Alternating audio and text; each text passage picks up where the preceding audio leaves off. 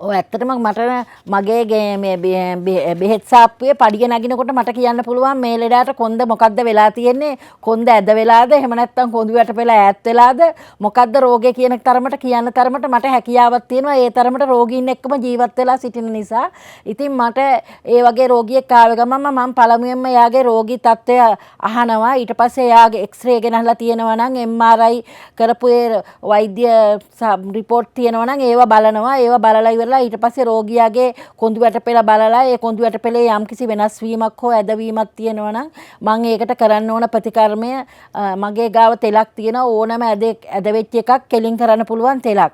ඉතින් මේ තෙල් දීලා එයාට ගන්න ඕන විදිහ ක්‍රමය මම කියලා දෙනවා.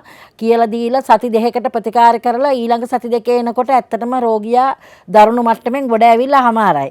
ඒ කියන්නේ ගොඩාක් වෙලාවට එන්නේ අත් දෙක හිරිවැටිලා කකුල් හිරිවැටිලා ඇවිද ගන්න බැරුව එහෙම ඇවිදින්න බැරුව උස්සගෙන ආපු ලෙඩත් සති දෙක තුන යනකොට ඇවිදගෙන එන්න තත්ත්වෙට මම පත් කරනවා. එතකොට බොණ්ඩ බෙහෙත් දෙනවා ශරීරයෙන් මේ රෝගය ඉවත් වෙලා යන්න. එතකොට තෙල් ප්‍රතිකර්ම වලින් කොන්දේ ඇදේ නැති කරලා ඒක කොඳු යට පෙළ සාමාන්‍ය කෙනෙක් බවට පත් කරනවා.